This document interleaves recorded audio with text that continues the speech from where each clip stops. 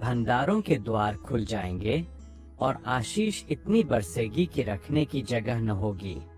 मलाकी की पुस्तक में यह प्रतिज्ञा दी गई है कि जब लोग विश्वास के साथ घोषणा करते हैं और आज्ञाकारिता में चलते हैं तो परमेश्वर स्वयं अपने भंडार खोलता है। आज यह संदेश केवल सुनने के लिए नहीं है, बल्कि बोलने और घोषणा करने के लिए है, क्योंकि बाइबल हमें सिखाती है कि जीवन और मृत्यु जीव के वश में है। जो आप बोलते हैं वही रास्ता बनाता है। बहुत से लोग प्रार्थना तो करते हैं, लेकिन घोषणा नहीं करते। वे मन में विश्वास रखते हैं, पर मुंह से नहीं बोलते। जबकि परमेश्वर चाहता है कि उसके वचन हमारे होठों पर हों। आज अगर आपके जीवन में कमी है, तंगी है, रुकावट है, तो सुनिए, समस्या भंडारों में नहीं है, समस्या घोषणा की कमी में है। जब इस्राएलियों ने लाल समुद्र के सामने खड़े होकर डर को देखा, तब परमेश्वर ने उनसे कहा कि आगे बढ़ो। आगे बढ़ने से पहले समुद्र नहीं हटा, पहले कदम बढ़ा, फिर रास्ता खुला। उसी तरह आज आपको यह घोषणा करनी है, मेरे जीवन में परमेश्वर के भंडार खुल रहे हैं। यह घोषणा डर के खिलाफ है, हालात के खिलाफ है और शैतान की हर झूठी आवाज के खिलाफ है। जब आप यह बोलते हैं तो आत्मिक संसार में हलचल होती है, स्वर्ग सुनता है और परमेश्वर के दूत कार्य में लग जाते हैं। बाइबल में लिखा है कि परमेश्वर अपने लोगों को समय पर भोजन देता है। वह भूखा नहीं देख सकता, वह टूटा हुआ नहीं देख सकता, पर वह चाहता है कि उसका वचन आपके मुंह से निकले। आज अपने घर के लिए बोलिए, अपने काम के लिए बोलिए, अपने बच्चों के भविष्य के लिए बोलिए, भंडार खुल जाएंगे। यह कोई जादू नहीं है, यह विश्वास की घोषणा है। यह वही तरीका है जो बाइबल के लोगों ने अपनाया। उन्होंने पहले बोला, फिर देखा, पहले विश्वास किया, फिर परिणाम पाया। अगर यह संदेश आपके विश्वास को जगा रहा है, तो वीडियो को एक बार लाइक जरूर करें, ताकि और लोग भी इस घोषणा में जुड़ सकें। जब आप यह घोषणा करते हैं, तब केवल शब्द नहीं निकलते, बल्कि विश्वास की शक्ति बाहर आती है। यीशु ने भी यही सिखाया कि यदि तुम इस पहाड़ से कहो कि हट जा, तो वह हट जाएगा। ध्यान दीजिए, यीशु ने यह नहीं कहा कि पहाड़ के बारे में सोचो, बल्कि कहा कि पहाड़ से कहो। बोलना ही विश्वास की क्रिया है। बहुत बार लोग कहते हैं, मेरे पास कुछ नहीं है, मेरे हालात ठीक नहीं है, मेरे दरवाजे बंद हैं।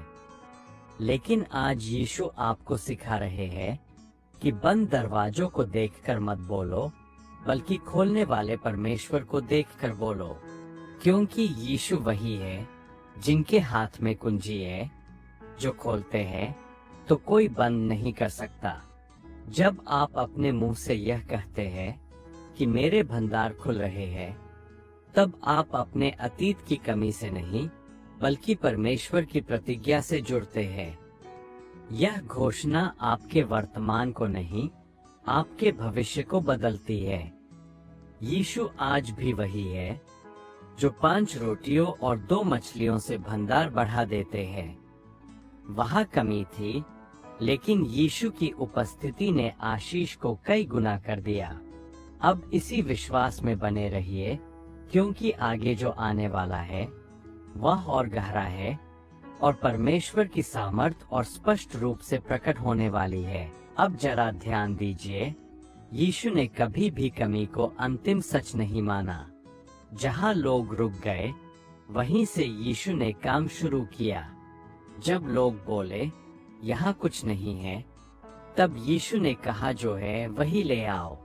यह हमें सिखाता है कि परमेश्वर आपके पास जो नहीं है उससे नहीं, बल्कि जो है उससे भंडार खोलता है।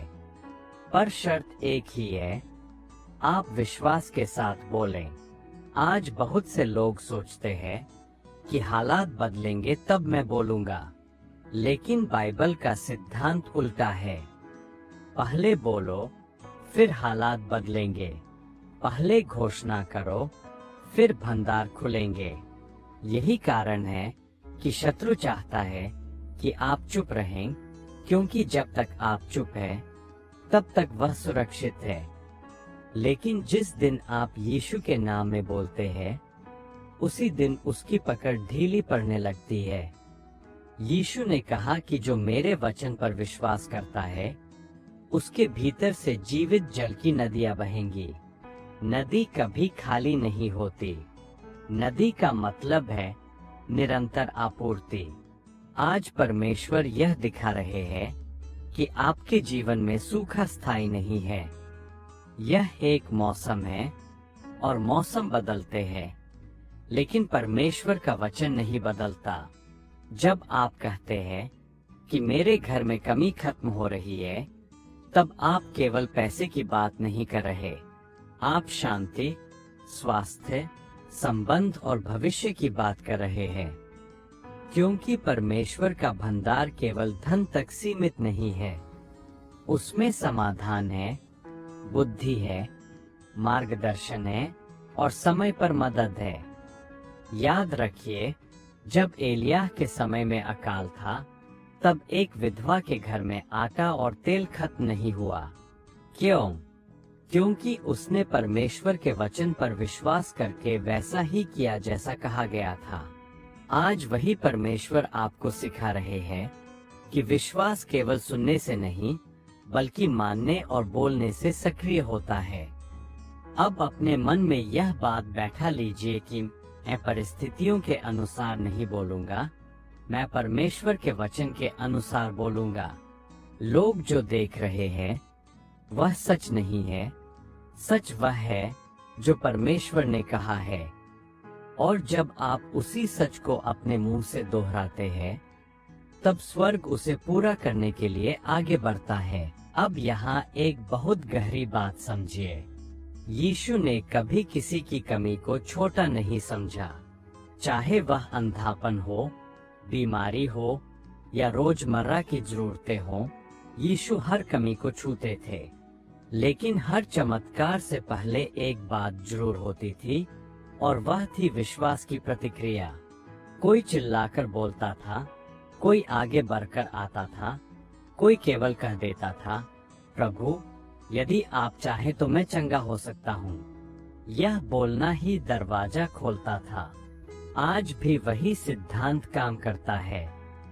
जब आप अपने होंठ खोलते हैं, तब परमेश्वर का काम शुरू होता है। शैतान मन में डर डालता है, लेकिन परमेश्वर चाहता है कि आप मुंह से विश्वास निकालें, क्योंकि जो बात मन में दब जाती है वह बोझ बनती है, लेकिन जो बात मुंह से निकलती है वह मार्ग बनाती है। यीशु ने अपने चेलों से कहा था कि जो कुछ तुम पृथ्वी पर बांधोगे वह स्वर्ग में बंधा रहेगा, और जो कुछ तुम पृथ्वी पर खोलोगे वह स्वर्ग में खुला रहेगा। ध्यान दीजिए, खोलने की चाबी किसके हाथ में दी गई? विश्वास करने वाले के। आज आप वही चाबी इस्तेमाल कर रहे हैं जब आप यह बोलते हैं कि मेरे जीवन में परमेश्वर के भंडार खुल रहे हैं।